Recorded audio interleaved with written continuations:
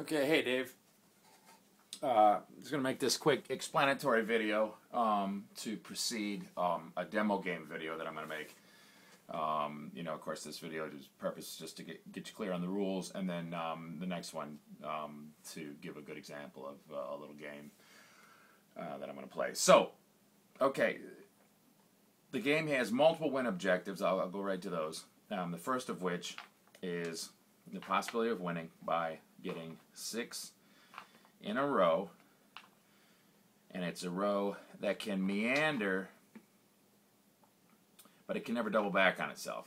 Okay, so this could at most count as 5, either that 5 or that 5 in a row. It couldn't count as 1, 2, 3, 4, 5, 6 because it doubles back on itself. However, that's a 6.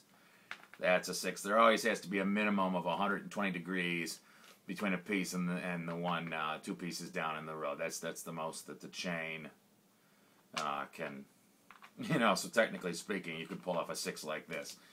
It literally just, could spin around, but it just can't double back on itself, and it can't branch, obviously. Okay, so that's one way to win. The other way to win is to pull off 6 bigs in a row, and I'm just going to put light smalls beneath them to quickly illustrate this. But the fact is, it could be any mixture of lights and darks underneath these light bigs. It doesn't matter. As long as it's light bigs on top, you can win by having 6 in a row there too, and the same meandering or snaking rules apply. The chain simply can't double back on itself. If it was, like this, it would be a maximum of 5. Or, this way, 1, 2, 3, 4, 5. It wouldn't be 6. Okay, so that's the second way you can win. A third way you can win is by having a connection, and this can be mixed. Okay, and again, I'm using all lights to illustrate, but it could be underneath these light bigs, could be darks, that's irrelevant. A mixture of smalls and bigs of the same color connecting 2 non-adjacent sides, and also excluded from the connection are these inclusive or interior vertices of the 2 sides, if there's only one side separating them. So, for instance, that would not count as a connection, whereas this does. This would be a win. Likewise, if you surround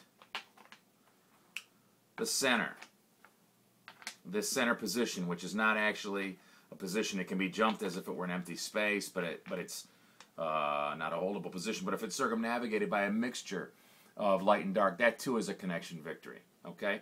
There's one other kind of way of winning the game that I will explain in a sec as soon as I finish explaining the rules, just because it's contingent on that understanding. Okay, so, of course, play proceeds by having guys laying out pieces. Okay, small. Now, at any point in time, once the first smalls begin to come on, a player can begin to bring on a big. But they have to be brought on to friendly smalls. They can't be brought on to enemy smalls. They can only be moved on to enemy smalls, and I'll explain that in a second. Okay. So here, now here, this points out the next rule and the next win condition. If this light didn't move, okay, it would be possible on black next turn to onboard one of his own onto his own small and create a custodian relationship between these 2 guys and this guy. That's a capture. It's only for singletons. It's only for bigs. Smalls can't be captured, nor can they capture. But if two of your bigs can bracket in a custodian fashion, like in Tableau or whatever, a single enemy big, it's captured. If 3 of your enemy's bigs are captured, you win. Okay, so that's the final way to win this, the fourth way, the fourth victory criterion. And it can either be the result of placement, like here, or, movement. And so this guy could have moved into this position via a legal move and created this capture. Now, if we had a position like this, This is a legal move and capture, despite that being a suicide position, because it's for the kill. But it's just as in Go, there's a co-rule here where light cannot immediately replace here to create, like, you know, a non-terminating capture sequence. So there's a turn delay before a piece, before light can place in there again. Although if there were a piece that could be moved in on the succeeding turn, that would be legal, and you'd have another custodian capture situation here. But now in this case, black has no one to move in, and so again the code rule applies, and you have to wait a turn before placing a black big in here to recapture. So you can, again, if there's pieces within movement range, they can move right in and recapture or whatever. But a code rule applies with regard to placement, where there has to be a one-turn delay before replacing where a piece was captured from.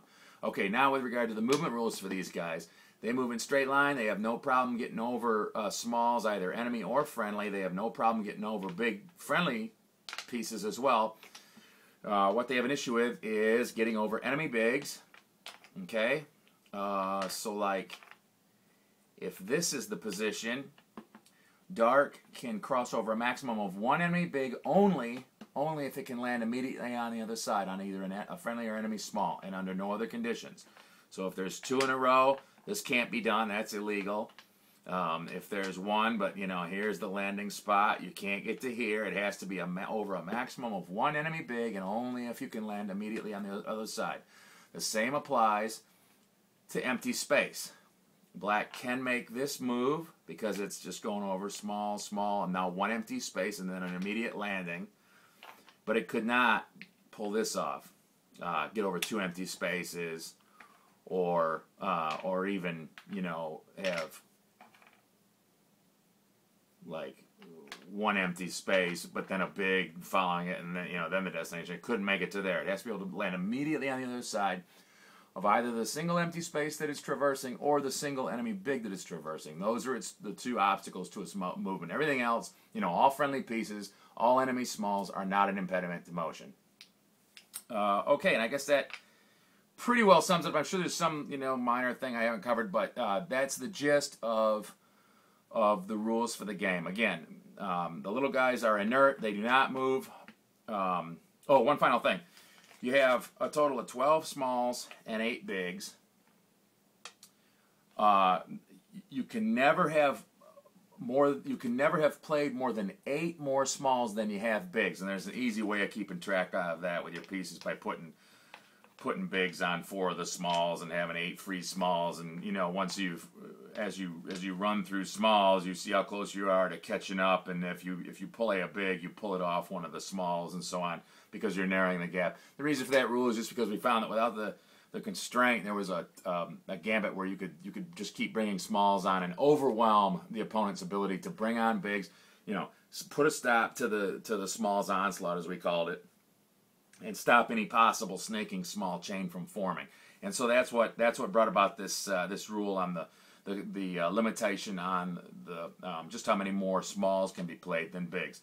So you just leave 8 free smalls, put 4 of them under bigs, and then you have 4 more bigs that are just sitting on nothing here on the side. So it's a very easy sort of bookkeeping method, and it's integral to shutting down that otherwise, you know, game destroying tactical onslaught.